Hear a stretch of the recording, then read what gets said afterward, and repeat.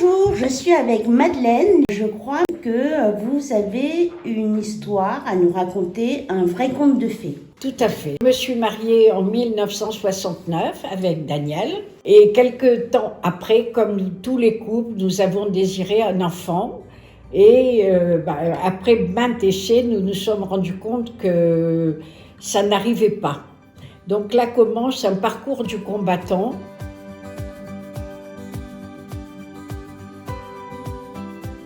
La famille s'interroge un petit peu, c'est normal, en disant tiens, ils n'ont pas d'enfants, il n'y a rien qui semble arriver. Et là, par l'intermédiaire d'amis, on en parle. Alors les uns vous conseillent un médecin, parce qu'en disant tu sais, moi j'ai traversé la même période que toi, va voir monsieur Untel qui est formidable. Alors on va voir celui-ci, puis ça, on repart sur des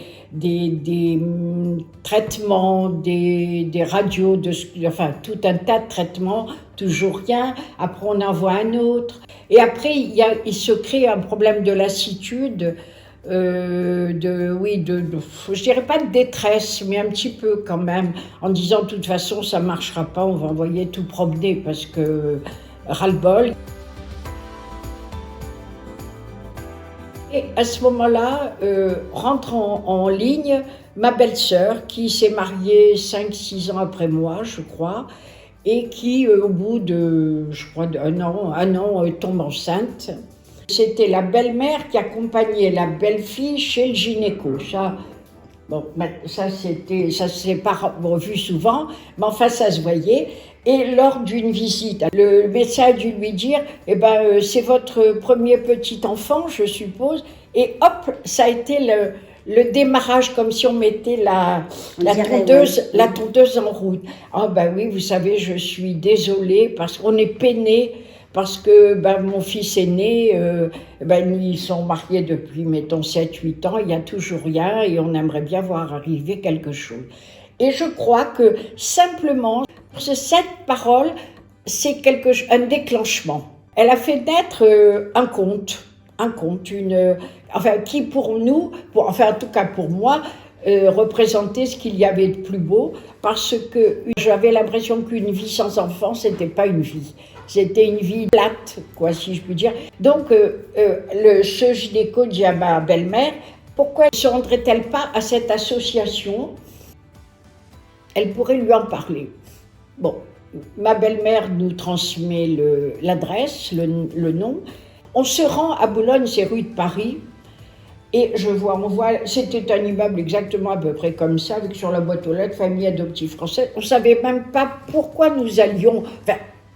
Vraiment, on savait qu'il devait y avoir un fond, mais on ne se rendait pas compte pourquoi on allait vraiment.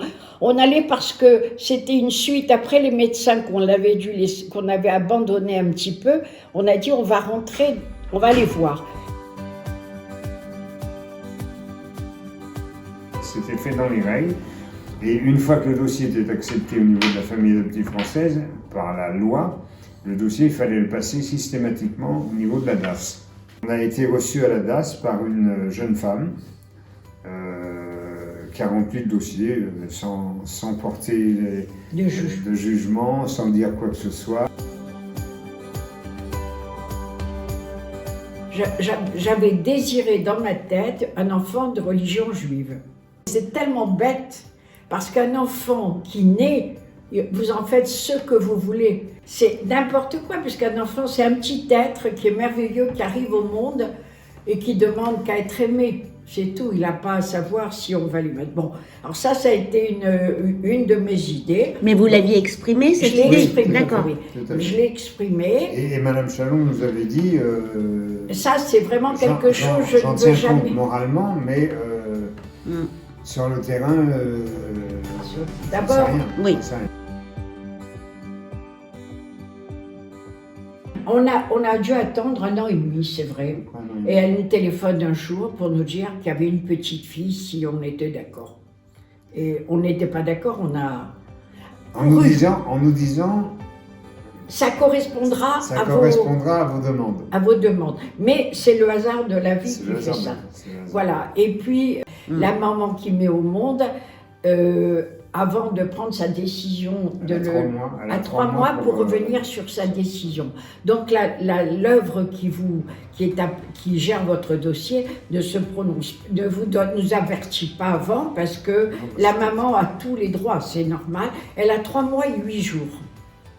Et j'imagine que ça doit être quelque chose de très dur comme décision à prendre.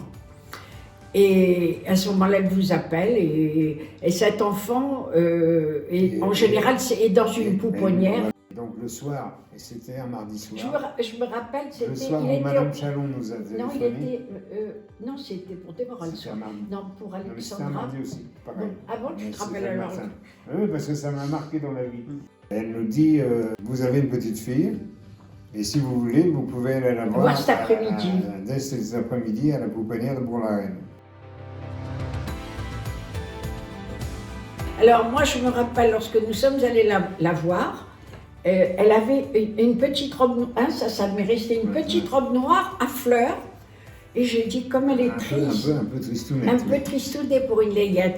On est parti avec l'enfant, donc il a... vous êtes allé la voir et vous l'avez... On allait la voir pendant quelques jours.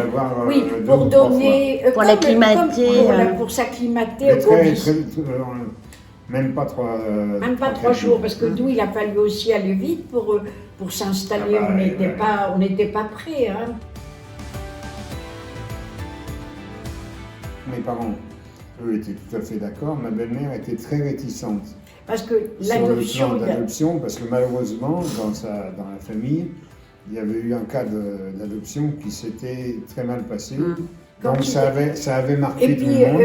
Et ma belle-mère, je ne dis pas qu'elle était contre, mais... Elle était très réticente. Elle était réticente. Et on avait décidé de ne plus en parler.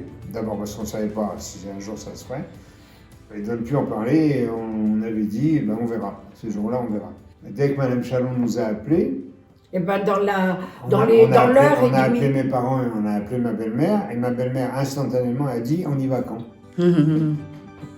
Donc, vous voyez, c'est pas... Et franchement, elle avait une adoration pour ces petites filles.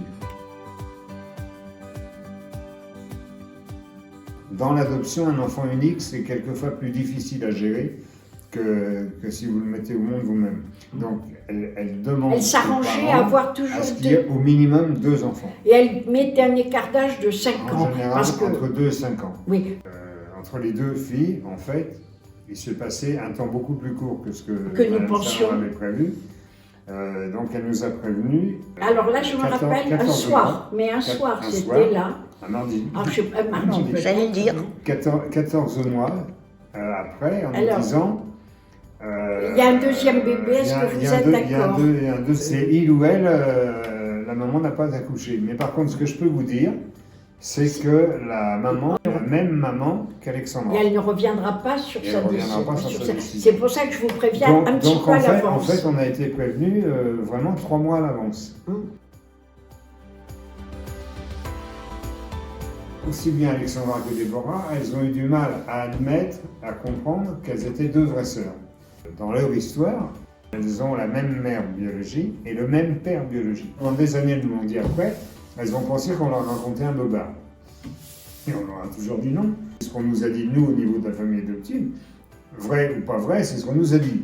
Bon. Et donc un beau jour, je vous l'ai dit le jour, un beau jour, Déborah nous a demandé à avoir connaissance de ses origines. J'ai dit, écoute, il n'y a pas de problème. Tu as le téléphone de Mme Chalon, tu l'appelles, tu prends rendez-vous. Un beau jour, elle nous a dit, vous savez que j'ai été voir Mme Chalon. J'ai dit, oui, pas de problème. Je dis, si tu en as tiré quelque chose de positif, c'est bien, mais si tu veux en parler, c'est bien. Elle a dit, non, j'ai vu, maintenant je sais que vous m'avez toujours raconté les choses telles qu'elles sont, et elle ne nous en a jamais parlé. Et puis, c'est pas une conversation qu'on a besoin de traiter à table, c'est fini. Hein. Pour nous, on en parle avec vous aujourd'hui, mais c'est pas le sujet de mes conversations rituelles. C'est de savoir si les enfants vont bien, si tout... Mme Chalon m'a demandé de rentrer au conseil d'administration de la famille adoptive française. Le président m'a demandé de m'occuper de la vente de charité. Vis-à-vis de cette directrice de l'homme, il s'est créé des liens d'affection, d'amitié, d'émerveillement parce qu'elle a été pour nous comme si c'était la fée avec sa baguette magique et on s'est donné, pas corps et âme, on s'est beaucoup donné pour la fête des enfants, pour lui rendre un immense remerciement. On a fait venir des chanteurs pour les enfants, on s'est défoncé. Parce qu'on a eu la chance, si vous voulez... De juste retour. J'avais l'impression que j'étais toujours redevable. Non, mais je me suis servi, si vous voulez, de beaucoup de parents adoptifs qui avaient des professions qui permettaient. Alors, par exemple, on arrivait à fleurir complètement les salles et à vendre des fleurs parce qu'on avait un père adoptif qui était fleuriste à Rungis. Maintenant, on est devenus des grands-parents, on a eu des joies, on a eu des soucis, on en a eu comme tout le monde. Là, c'était une vraie histoire à raconter, c'est vrai.